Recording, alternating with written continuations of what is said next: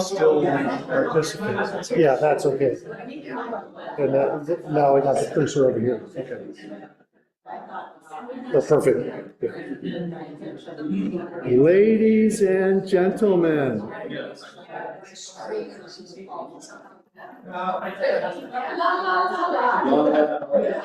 Ladies and gentlemen, if I could have your attention, please.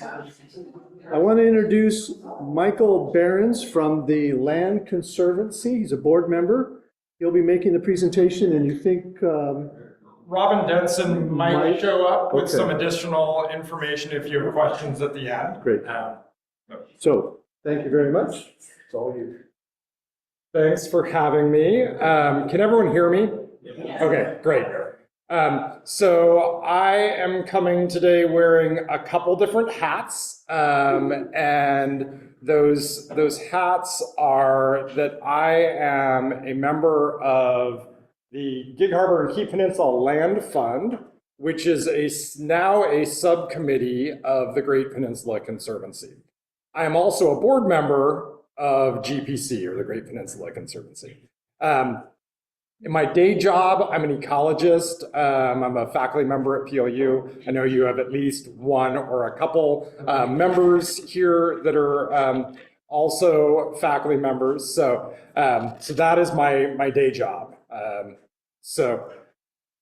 And really what I want to talk to you about today is land conservation activities, mainly in and around the Gig Harbor area. But there'll be a little bit that's going to seem like a bit of a commercial for our two groups, because has anyone in here heard of Great Peninsula Conservancy? Or, okay, awesome. What about the Gig Harbor and Key Peninsula Land Fund? Okay, awesome. So I just want to talk a little bit about the history, sort of how we came together, and then some of the activities that the two groups have been doing together. And I'm going to call them two groups, but they're really not. They're really one group. Okay. And please ask questions. Now we've done it. Oh, there we go. Okay. So please stop me and ask questions. I have nothing actually prepared, so other than slides. So you're not going to interrupt a script or anything like that. So the Gig Harbor and Key Peninsula Land Fund has undergone a name change and a merger. It was founded in January of 2022 by just a group of local individuals, mostly headed by Robin Denson, who just snuck on the back door, and some other people interested in basically helping to conserve land in our area and fundraising in really hard to fundraise spots. And that is often for matching funds that are required for many grants. And so that was sort of the goal. And we worked on a couple different projects, which I will talk more about. And then in 2024, what we realized is we were working alongside the Great Peninsula Conservancy, or GPC. And they basically, all the projects that we were working on, they were also working on. And it was creating some confusion about who was who and how were they related. Initially, our name was also the Gig Harbor Land Conservation Fund, which people on the KP were like, are we involved in this? Are we not involved in this? And so the goal was to simplify things and also join forces. We say join forces. GPC just sort of swallowed us, but we asked them to swallow us. And the other thing that did for our group was it gave us support from GPC staff. And so it really was a win-win because we had established a core group of donors in the area, some of which had been working with GPC previously, others who didn't really know who GPC even was, and allowed sort of those two groups to come together to fundraise for some past projects and then hopefully well into the future. So since that time, we've raised over $100,000 and have conserved over 50 acres of area just in the Gig Harbor area, and I'll talk more about that. Yes. So when you formed the land fund, Yes. there must have been a sense that somebody else, or they weren't doing what you wanted to do. So why, if they were so closely aligned, why was a separate one? I'm going to take a shot at this, and then I'm going to look to Robin to see if I screw it up, and she'll correct me. So that initial impetus, our first project that I'll talk about, which was adjacent to Donkey Creek Park, that project didn't involve GPC directly. And so we were basically working with the city on that. And so GPC wasn't pulled in on the purchase side of things. We were also working with the Puyallup tribe and a couple other groups. And so there was this need for those matching funds for a conservation futures grant. And so at that point, it wasn't out of any dissatisfaction about GPC's work or anything like that. It was just a very local project that had a need. And so sort of came together around that. Close, Robin? Yes, absolutely. When you're leaving, we have a map of GPC's service area. They are wonderful. They are so wonderful, but they serve a huge area.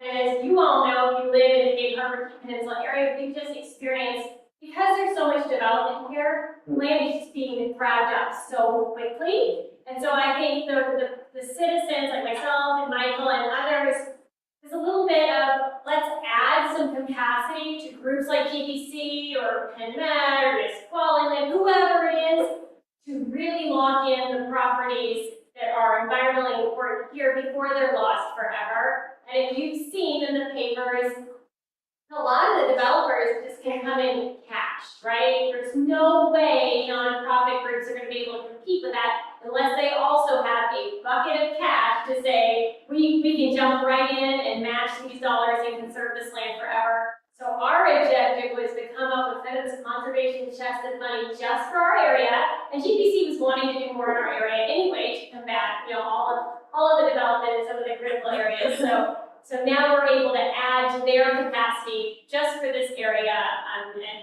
it's just been a wonderful partnership, like Michael said. Yeah, and GPC does have some board members from sort of the southern end of their region. The land trusts tend to break the state up by region, and they try not to step on one another within those regions.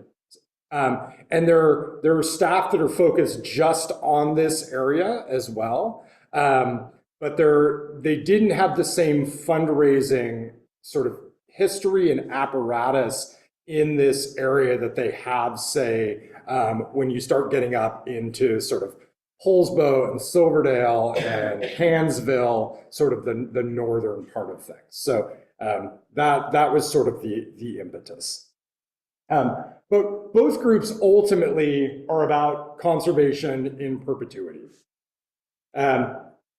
And if we look at the missions of the two groups, and I grabbed the missions sort of that existed, they're slightly different, but again, that same focus. So GPC is protecting forever the natural habitats, rural landscapes, and open spaces of the Great Peninsula of Washington's Puget Sound. So this is the entire Great Peninsula, which basically spans from on the southern end, the south end of the KP and the Gig Harbor side of things, all the way to the Hood Canal Bridge, and then sort of north into that little nub of land that sits north of that. So they have a much broader area, and our group is basically, the mission is to conserve environmentally important properties in the Gig Harbor and Key Peninsula. I would add the island areas to that. So Fox Island, Raft Island, if projects show up there, we'd love to get involved in those.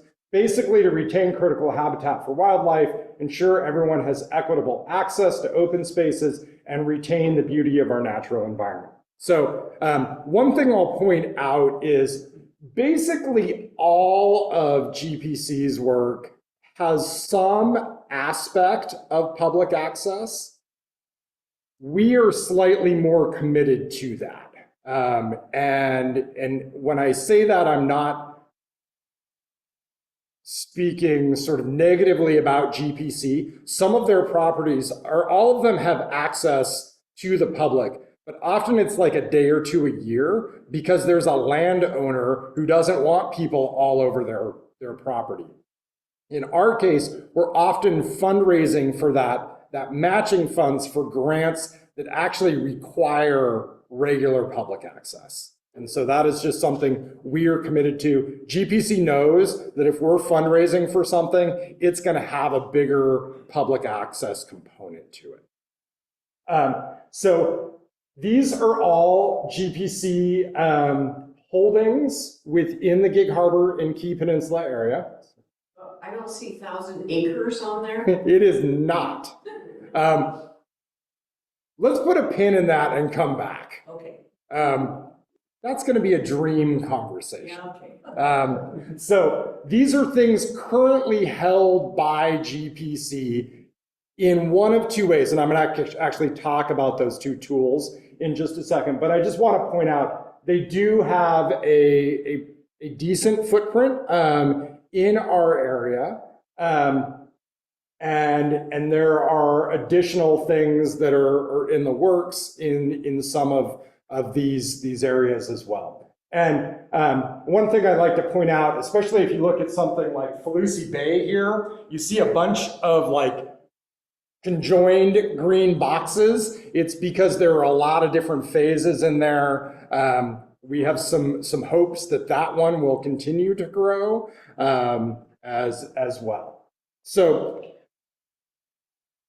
if we sort of take a closer look, and the picture on the right is sort of Key Peninsula conserved lands. So it includes both GPC protected lands, those are all the green dots, Key Pen parks, Pierce County parks, Washington State parks, as well as Nisqually Land Trust is the land trust across the bridge and to the south. But due to some historical reasons and some other reasons, they also do have a conservation easement at the very tip of the Key Peninsula. If you look on the right-hand side, these are really sort of the Gig Harbor-focused properties held by GPC, and they show up in two different ways. The green things are all conservation easements. I'll talk about what that is in a second. And then I think it's one orange-ish, the Lay Wildlife Preserve is a GPC fee ownership, and I'll tell you what that is in just a second as well. So I'm going to highlight a few of these as we move forward. So really quick, some of the accomplishments of sort of our group that have already occurred, and probably the most visible one is the North Creek acquisition, which many of you probably think of as Donkey Creek, but Donkey Creek and North Creek are pretty much the same thing. There's a move to talk of it or use the name North Creek rather than Donkey Creek for lots of reasons, but even though it's historically the one we all know, the name of the park.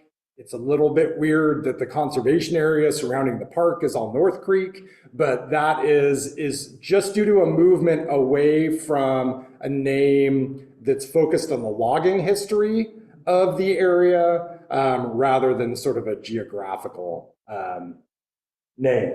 And so there are 4 phases now of that project. You can see the Donkey Creek Park here, and then phase 1, 2, and 3 on the left side of Harborview, or 1, 2, and 4 on the left side of Harborview. Phase 3 was on the right side of Harborview. I'm having trouble from this distance to tell exactly what our boundaries are. Yeah. That Highway 16, the lavender line? No, the lavender line is Cushman Trail. Okay.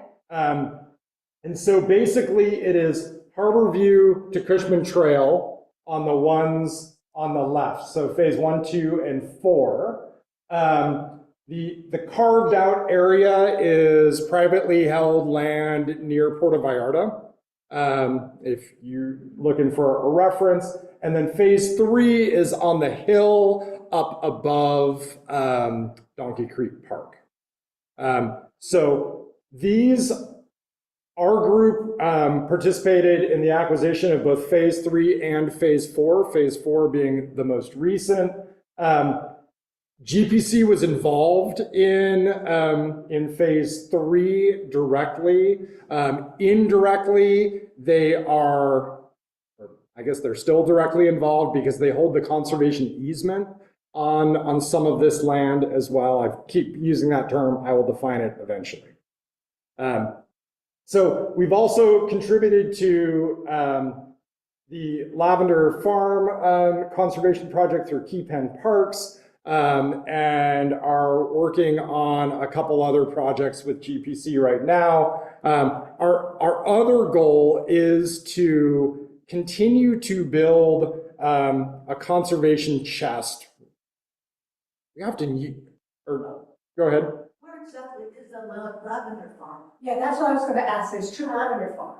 It's not actually a lavender farm anymore. Okay, It was that previous Yes. one. Okay, It that is one. attached to Key Central Forest, I think. I think so. It's a small. I know where the former one was, and then there's a new one, so I can't tell it was. That's the one near the Civic Center, right? I'm not. No, Yes. it's on Lackey. No, there's one near the Civic We Center. need to get a map up. Yeah. But the civic center is the new one, the one on Lackey is the old one, that is no longer one. Yeah, it's not a farm anymore. That's just kind of how it was known in the community for a while, so that's how we. Okay, that's, yeah. That's all the Key Peninsula. It's just a small. So just in a word, can you explain what is the current relationship between these 2 organizations? Yeah, so we are a subcommittee of GPC. That is our relationship. So I refer to them as being different because we have a board and GPC has a board, and I am the bridge board member between those. Also, this GPC staff member, Ali Queren, that works in our area attends our meetings just so there's flow of information between them. Well, they're the umbrella organization. They are. And the fun history of GPC is GPC was actually formed by the bringing together of 3 smaller land trusts. And so this is like a second generation, like land conservation group coming into GPC. And so there was a land trust in this area that existed prior to GPC, and it basically merged with 2 other land trusts on the Great Peninsula to form GPC. And then we formed our group and ultimately ended up getting pulled or asking to be pulled into GPC as well. You keep retaining your own mission statement. We do, yes. Because if you look at them, it's not that different. The biggest difference is that public access component to it. So what is your relationship with the Nature Conservancy? We have no direct relationship with the Nature Conservancy. Nature Conservancy is an international basic land conservation, and not even just land, because they work in the ocean as well. But so they're working sort of internationally versus these sort of regional land trusts. And so there is this mosaic of land conservation that happens based on sort of who is doing what and how big that influence is. Okay. So anyway, this conservation chest, our idea is to be in sort of continuous fundraising mode. Sometimes that's for a specific project. And then the rest of the time, that is just basically adding to a savings account. It's not really that, but that's fine. That we are hoping to build large enough that when projects come up and they need to happen immediately, because we are dealing with a property that is like about to go on the market, that we can react to that very quickly. So we have sort of project-based fundraising and then this sort of conservation chest fundraising. GPC has its own endowments and funds and things like that that they use, but ours is specifically for the Gig Harbor Key Peninsula area, whereas theirs is spread. Like we just, you might have seen in the last week, closed on a property called the Divide, which is on the very north end of the service area. It's our largest acquisition ever, almost 500 acres of old timberlands. And that required a significant dipping into GPC's own funds because we had gotten some grants that ended up competing with one another where we couldn't take them both at the same time. And so we were able to use GPC's larger war chest, now I'm wearing my GPC hat, to basically fund that, and we're going to fundraise to pay ourselves back. So Can you describe where that location is? That location, I knew you were going to ask. It is part of the Kitsap Forest property, which is up, Port Gamble area, yes. So just south of Port Gamble, more in, I think it's Indianola, is sort of more technically closer. I can pull it up and show you. Yeah, it's adjacent to, it's Grover's Creek, is an existing GPC holding, and it actually abuts that. So it's sort of has expanded an existing conservation area. Okay. So if we look at that North Creek area, so most of us have probably driven through it, at least down Harbor View. It's a mix of deciduous forest and Douglas fir and hemlock, sort of conifer forest. The creek runs through a big chunk of it.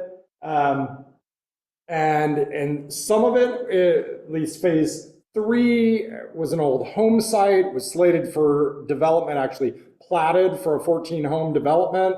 And so luckily the owners were willing to sell rather than do that subdivision. And so a nice mix of habitats. The goal there is to open it up for public recreation. There's some sort of logistics things that need to happen with that. There are some existing trails. I think there's a desire to develop those further and actually be able to link Cushman Trail to the harbor, which would be awesome, those of us who use Cushman Trail. One of the issues right now is there's a bridge that is not safe. And so the city wants to sort of deal with that before they officially open it to the public. And again, GPC or basically holds the conservation easement on that, which again, I'll talk about in just a second. We have been doing some stewardship activities on that property as well, some pretty major Scotch broom removal, especially in phase 3 that has an old home site. And so there was a fair amount of Scotch broom in that area. So what is the relationship with the city then? Because you just said that the city would have to take care of the bridge, but if the Conservancy owns that. Okay, so I'm gonna hope my next slide. Okay, what happened? Oh my gosh, do I not have my other slide? Oh, there we go. Somehow I skipped this one. Hopefully this will clarify things. GPC works in basically with 2 tools. They have what they call fee ownership, which is GPC goes out and buys a piece of property. So this is what happened, that divide property that I mentioned.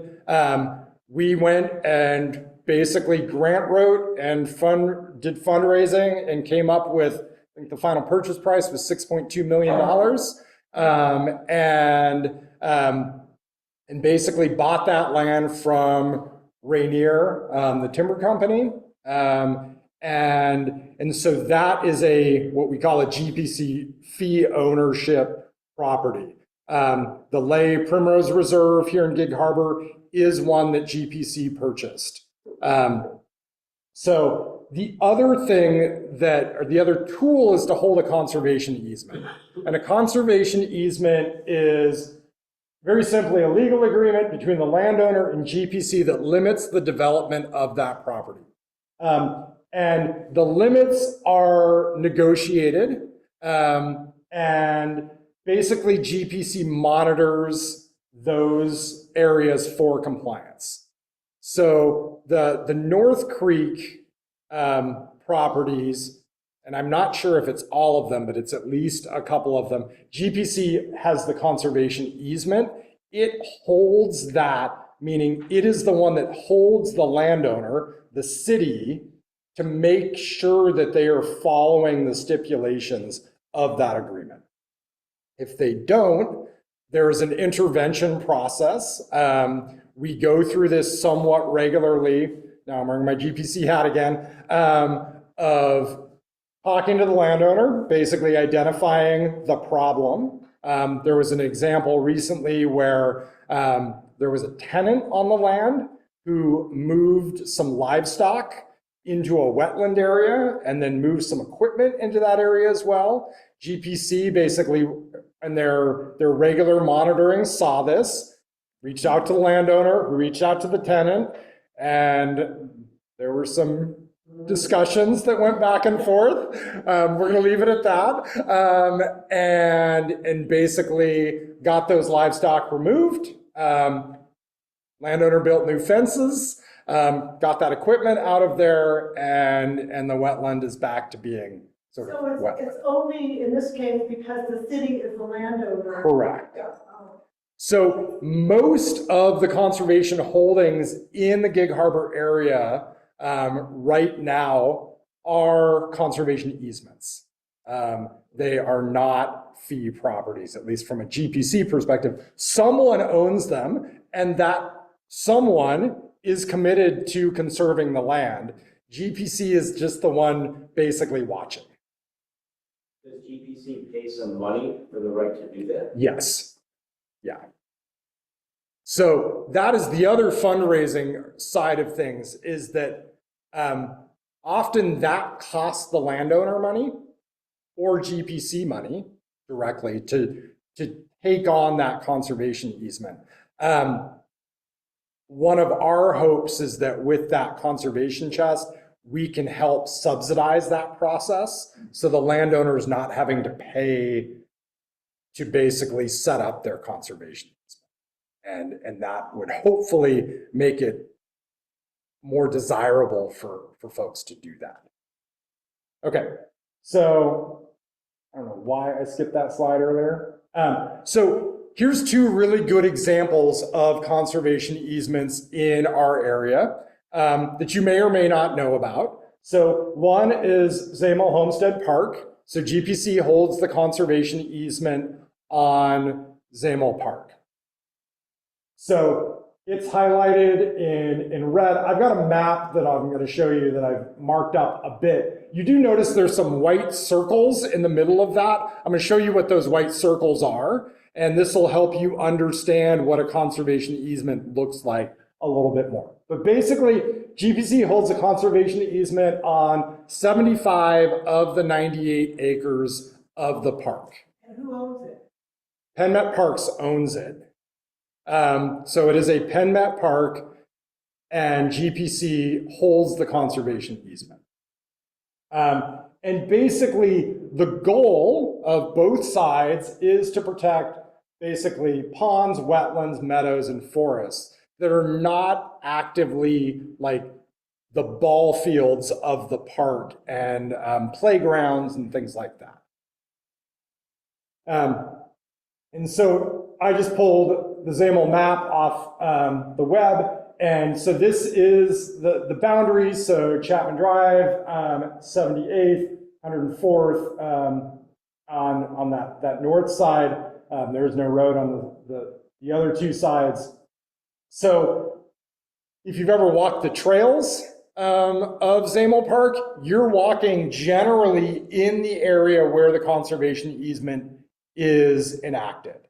So these red ovals, and I did this because there was no way I was going to be able to hand draw this on PowerPoint and make it not look like a kindergartner with a crayon, at least. So these basically show the areas that are not under the conservation easement. So the biggest one here, softball fields, baseball fields, soccer fields, playgrounds, the old PennMet, or the building that's there that's used as a public space, the maintenance shed, there's the WSU Master Gardeners demonstration garden is not covered in that conservation easement. On the north end is the amphitheater, if you know where that is. That's not covered by the conservation easement, as well as there is this area that's referred to as the meadow, but also gets used for soccer practices and things like that. So those are the areas that are not included in the conservation easement. Everything else is. And so GPC basically monitors those areas to make sure that there's no extra or any adverse development or practices in those areas. And there's a mix of wetlands, grasslands, and forests throughout this. Say that there's a broken plank in the, who pays for that to be replaced? PennMet pays for that. Yeah. Like, PennMet seems like an odd partnership, or not an odd arrangement because they're a park. Like, you would Yes. think that they would be interested in maintaining natural areas and public access. But why is the easement even necessary? I guess is the question. There's a long history that I wish I had. We just had an event at Zamel Park, and we walked through part of this heritage garden, which is a really cool native plant garden if you want to go see it, and great trails throughout it, easy to walk. And we had a bunch of people who have actually lived in the area for a very long time, knew the family, and had actually been on the property when it was still the homestead. And part of this, I think, was related to the sale agreement and PennMet's goals at the time. So if there wasn't a conservation easement and PennMet decided we really just need more ball fields, which we do in this city, having coached soccer and lacrosse at various times in my life and driven down to the KP to go practice because there were no open fields here. If there wasn't the conservation easement, they could go ahead and clear cut the entire area and build fields on it. So it protects that from happening. Absolutely right. The other thing that could happen is a new board is on at PennMet. and they decide, you know what, we'd rather have this land over here. Why don't we sell Zamal Park for development and purchase this land over here? They could do that, and it would be completely developed. Same reason Yes. that we do conservation easements on city-owned land. I mean, you would think the city would want to always have this wonderful conservation land, and they do right now. But what if a new city council comes in and says, we don't care about that, we want parking everywhere, or whatever? They could sell it, and Yeah. so that's. And that conservation easement sticks with the property. Yes. Okay. So that is a property held by an entity. Another really nice example of a conservation easement is the Ellis Forest Reed conservation easements. These are two that abut one another and basically are accessed. Generally, the access to the property is off Rosedale, but it jumps across Lombard. So if you've ever driven Lombard and you're like, why is there this undeveloped forest here? There's an undeveloped forest there because there's a conservation easement on it. And so GPC holds the conservation easement on 201 acres. The primary landowner is Kit Ellis, if any of you know her from the area. And she is really interested in this sort of work. And actually sits on GPC subcommittees and things like that. So, and it is a beautiful property. There's a wetland and a pond, trail systems throughout it. I like to use this one as an example, one, because it is a hidden gem that most people don't know exists. But the other thing is these conservation easements are adaptable, and you can set up whatever uses you want on them. So hold your breath and your questions for maybe just a second. So logging is allowed on this property, but not clear-cut logging like we think of. So logging for forest health. I am an ecologist. I am not in the timber industry. There is greenwashing where people talk about logging for forest health, where they really just want to log and they do it under the guise of sustainable harvest, which it can be, but it can also be problematic. This is specifically thinning stands of existing trees to allow the ones that are not removed to grow to their full potential. How do you get there? How do you get to her property? Or do you, so this is one of those conservation easements that has limited access to it. So because Kit still lives there, like it's still her property. And so the access is off Rosedale. It's her driveway.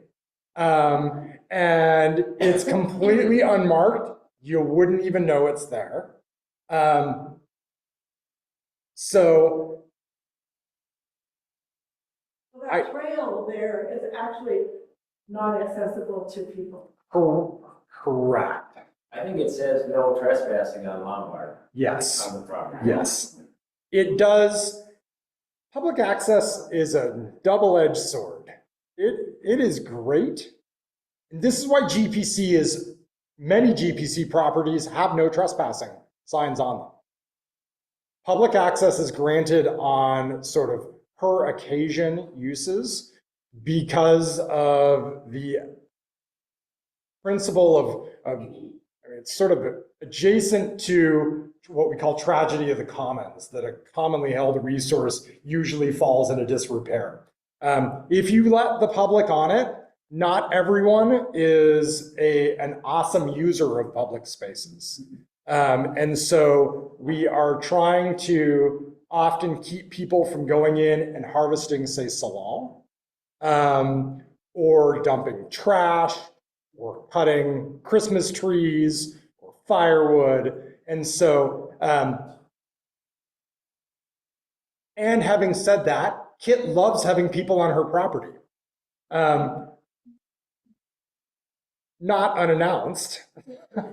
And so, like we held a donor event there and we actually did a tour of the property. That's actually where some of these pictures came from. Actually, these came from Facebook and they're from the pre-visit of that. But so if a group wanted to go view the property and see it, I think a way to do that would be to reach out to me or someone through GPC, and we could contact Kit and say, we have a group that would love to come see your property on a Saturday afternoon. Can we do a tour? Can you lead us on a tour of your property? And I would be shocked if there wasn't a way to facilitate that. But there's a difference between that and having a fully publicly open space, like say the North Creek area, which by the way has a different name. The conservation area is the Twalcut Conservation Area, to honor the indigenous name of the area. And that will be one that the city, based on the grants that they got, they have to open to the public more directly. Different than, and that's not GPC driving it from the conservation easement standpoint, that is the landowner driving it from the funding sources utilized to purchase that land. And often these are things like conservation futures or RCO grants, which are Recreation and Conservation Office grants that have those stipulations. Okay.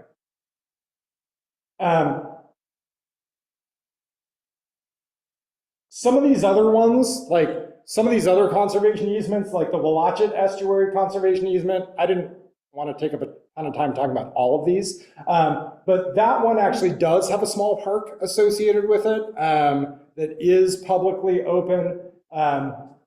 So, by the way, this comes from the GPC website. If you go and you Google search Great Peninsula Conservancy and you go, there's a part that says our work and it has a pull down and you can see where their projects are and you can click on individual projects off a map and it will tell you whether or not it's open to the public and give you some more information on each of those projects.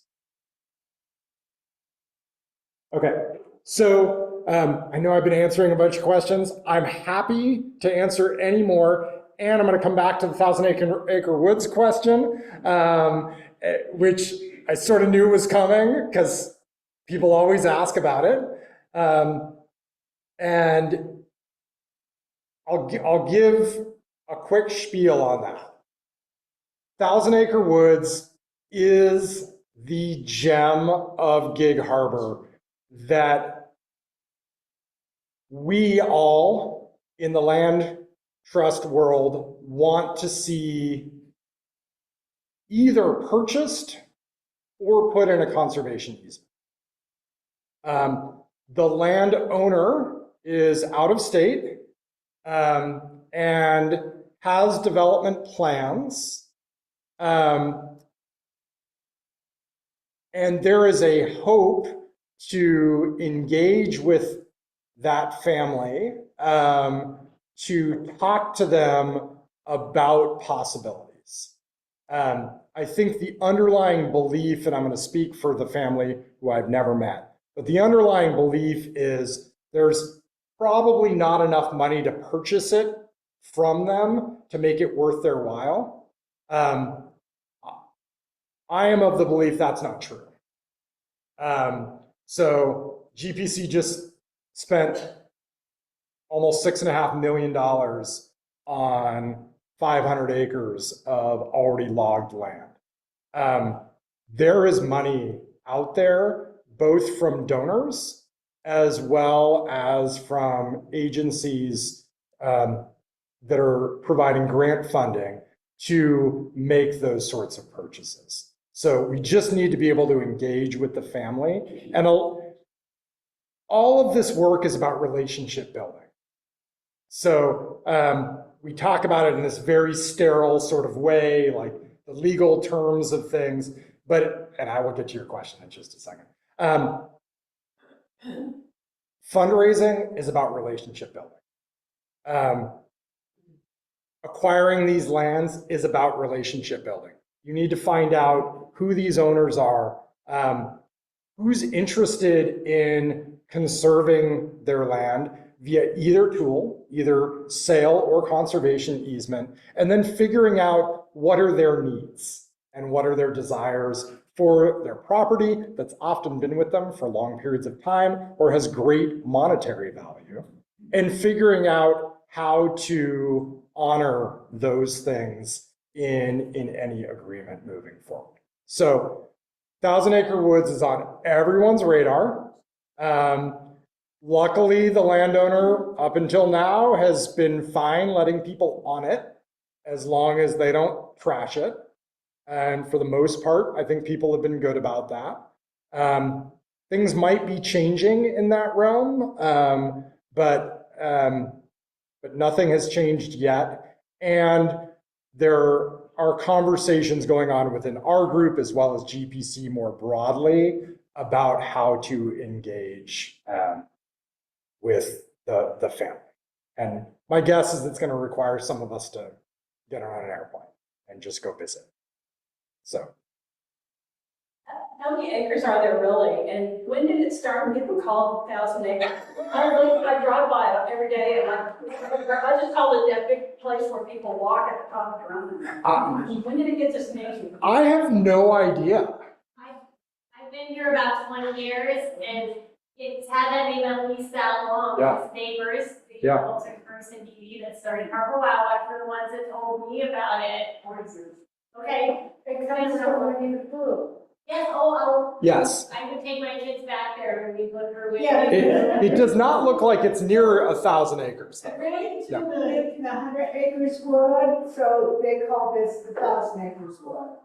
But Michael, I think it is. I think it's over 1,000. Oh, is it? Oh, yeah, it is. And when you see an aerial view, Okay. it's amazing. I'll have to pull up somewhere I saw an aerial view of it. It's huge. Yeah. It takes a huge chunk of East State Harbor. It would be devastating to have that developed. And I agree with Mike. I run and mountain bike in it, and I have done 10-mile runs and never repeated on a trail. So. I'm nearly lost. So. Yeah, and my saying I don't think it's 1,000 acres. That's just okay. So. I think we can fundraise for it. I'm Yeah. not even worried about that. I feel like we can raise money. It's getting the landowner to agree to sell. Yes, and currently they're just not interested in that conversation. Is my read on the situation. But I think that hopefully will change. Maryland just looked it up, it's 2 miles Yeah. long by 3/4 wide. Yeah. So. Yeah, we live on the key down, like at Bank Alvin Cove, by the boat. We live 2 miles west of the boathouse. Okay. So I know that people were concerned because they were asking for, to be able to have more units on the, site. And Yeah. I believe that the county said no to that idea. This is where I am going to punt. Robin, do you want to come up? Because I'm not sure you can be heard via Zoom. Oh. So for those of you who don't know, does anyone not know what Robin's day job is? Okay, so Robin is. See me back here. Just got a safety net. Oh. So Robin is one of our county council people, so I'm going to punt on anything county related to Robin. So I am super excited. We just finished our comprehensive plan at the end of last year. This is our 20-year plan for Pierce County. And we worked extremely hard on this, and we accomplished a number of things that will be really good for conservation. One of which is the item that I don't know who mentioned it. Previously, if you had a parcel, it gets complicated, but a little over 7 acres. If you were zoned R10 means you can put one home on 10 acres, right?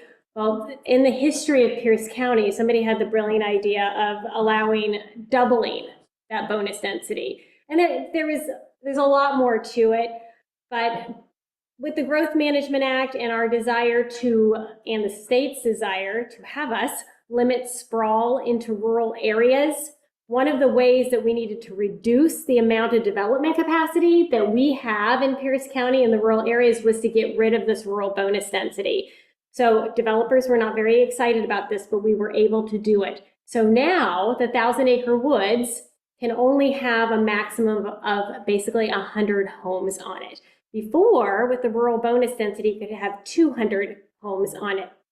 We still don't want 100 homes, but it's half of what it could have. One of the arguments that I just want to put it out there because it was some misinformation going around on Facebook was that there was an amazing environmental benefit to allowing the doubling of units because developers had to cluster those units. It's a lot more nuanced than that. And what I just want to say is if he put 100 homes on this, he would still be able to cluster those 100 homes. He doesn't have to put one home on each 10-acre parcel, right? And it is to the developer's advantage to cluster as well because it's less roads, less running of utilities. You could put it all in the corner there by the road. So it's to their advantage anyway, and they could put the rest of it in open space and get huge tax benefits for it. So the developer or the owner of this property is not happy about the zoning changes. We didn't make the zoning changes with him in mind. We made the zoning changes with the entire county in mind and our need to be in compliance with the Growth Management Act. So we're gonna have to wait and see. I mean, I would hope that he would have conversations with Great Peninsula Conservancy and say, how much can you pay me? Or this is what I want. That's all we want is a number, and then we can see if we can come up with it.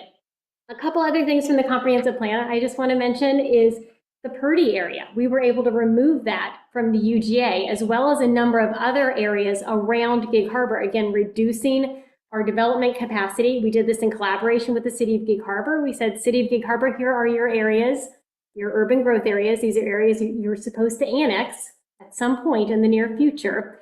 Are you interested in annexing them? And they said, these areas we do not want to annex. It's too expensive for us to serve. We don't have the money to serve these areas. It doesn't make sense.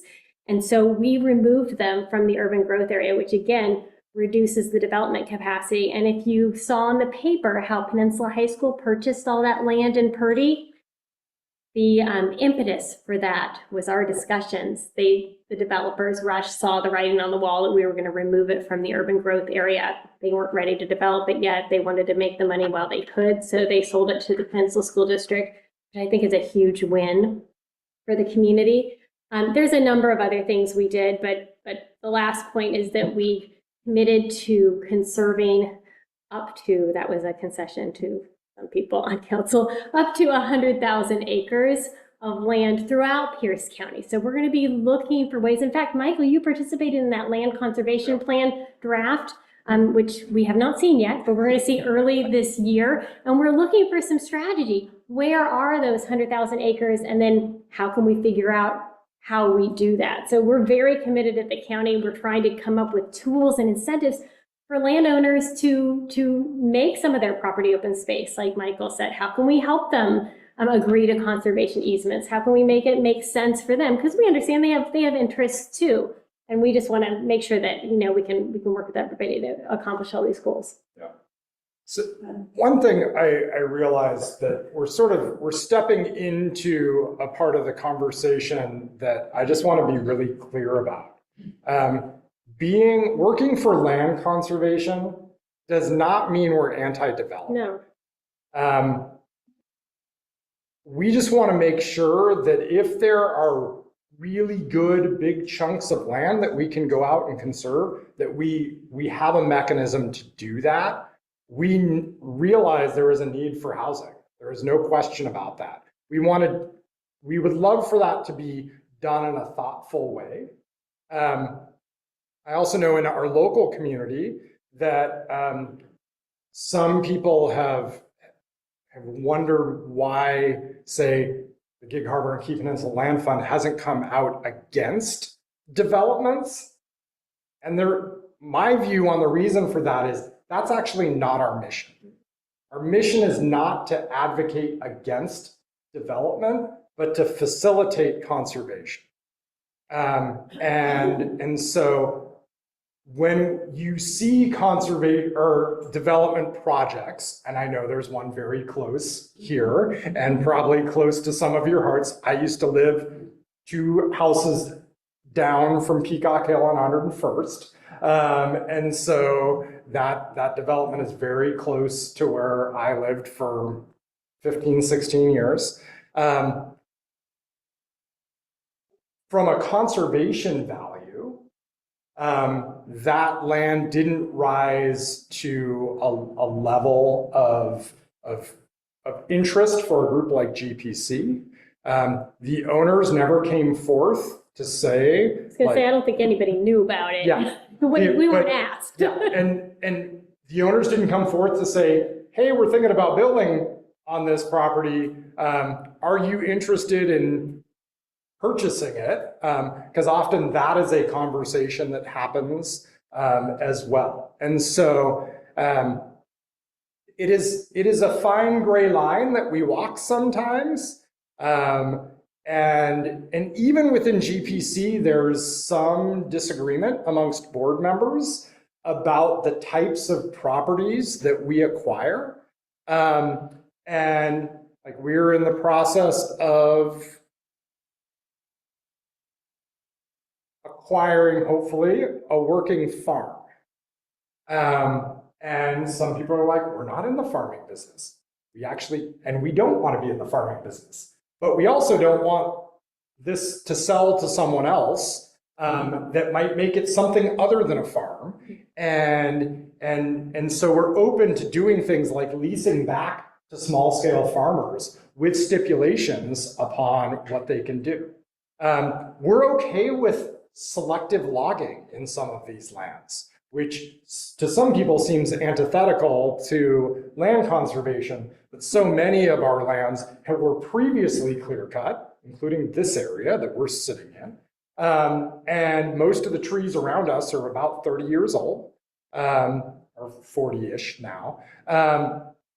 And they've been growing up in very high densities. And that doesn't allow them to grow in a healthy, sort of natural way.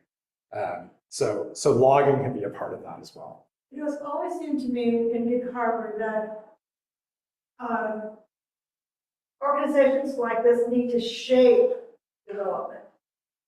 That development is going to happen. This is not going to be a quaint fishing, it's not. Yes. And hasn't been for some time, a quaint fishing village. That's just a dream that some people look back to. So there needs to be, it seems to me, the foresight to look at how development can be shaped to conserve areas like this. Because development's going to happen, and we need to have people with the passion to shape how that happens. That is the purpose of the Growth Management Act, and that is why the state passed it, because sprawl was happening. And we can all be not so proud that Pierce County was the poster child for why Growth Management Act was passed at the state level, because we were sprawling so ridiculously. And when you see developments on the KP, on the Ardendale area, for example, in our rural areas, that is why the Growth Management Act passed. And that is why in Pierce County and in other counties in Western Washington in particular, we're trying to plan for development where it makes sense, where the local government, which is funded by you taxpayers, has the money to serve in ways that make sense. So we are investing and promoting density and development in higher capacity transit areas. For example, in Central and South Pierce County, Spanaway, Frederickson, Midland, South Hill, areas that are very urban already, and where we're investing in sidewalks and parks and transit and making these communities really great places to live. And we're blocking and slowing and prohibiting development in our rural areas where we can't afford to run sewer and water lines, and we don't have enough police and law enforcement. The fire departments can't afford to serve it. So we're just trying to not only be smart financially and fiscally, but environmentally. I mean, we have people in the KP who are reaching out all the time about limited water resources. The aquifer is, running dry every August out there. And we've got similar issues here in Gig Harbor. So we are planning for development. We have not done a good job in the past, and we're really trying to correct that now. The city's been a great partner too. They have to take increased density, not a ton, not as much as Tacoma and some of those other areas I was talking about, but a little bit. And they have to plan not only for housing, but housing at different income levels to make sure that we're not just building $1 million condos, but we've got things for our teachers and our firefighters and our shop workers and all of the folks that we need to make this community run. So that's a good point. I'm glad Robin's here to comment on that because my PhD in marine ecology trained me for lots of things, most of which I don't step into on a regular basis. When I think about groups locally, like GPC, I used to be on the board of Harbor Wild Watch, if anybody knows that group, a sort of environmental education group here locally, based out of the Scansey House downtown.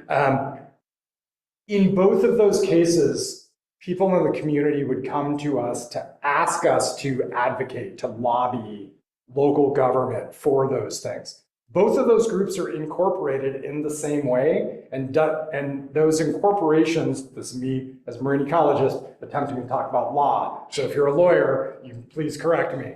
But as 501c3s, they're actually not supposed to be lobbying. And so we need, if we want to have groups that are doing that work, the lobbying work for local government and things like that, those sort of need to be different groups based on sort of how we're structured and living in that nonprofit world. And so I think there's a couple reasons why groups like ours and GPC don't always wade into these sort of development conversations. Some of them are they're legal things. But the other thing is we need to work with those developers.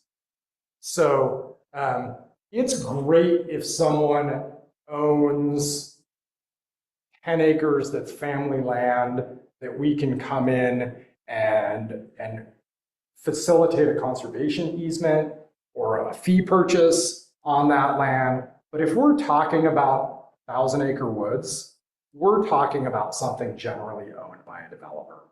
And if we come out as anti-development right off the bat, it makes those conversations and those relationship building processes so much harder.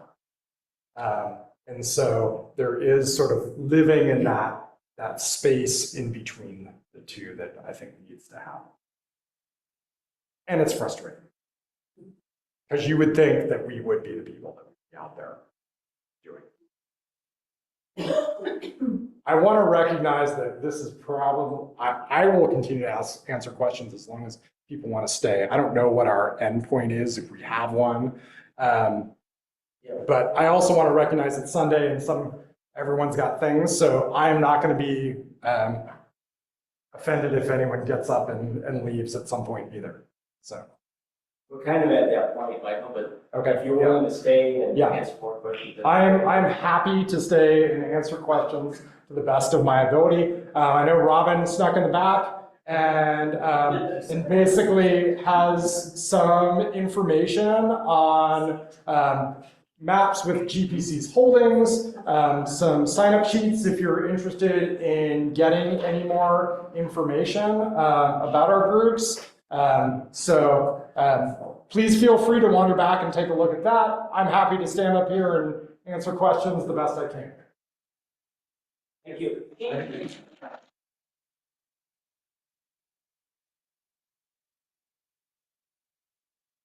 Thank you so You much. put your name on our email list too. We don't send out a ton, but before you leave, we have an event next Sunday, conservation and cocktail events, where we just get together in community. Anybody's welcome. It's at the Beer Vault from 4 to 5:30. Harbor Wildlife is going to talk about sharks and marine ecology.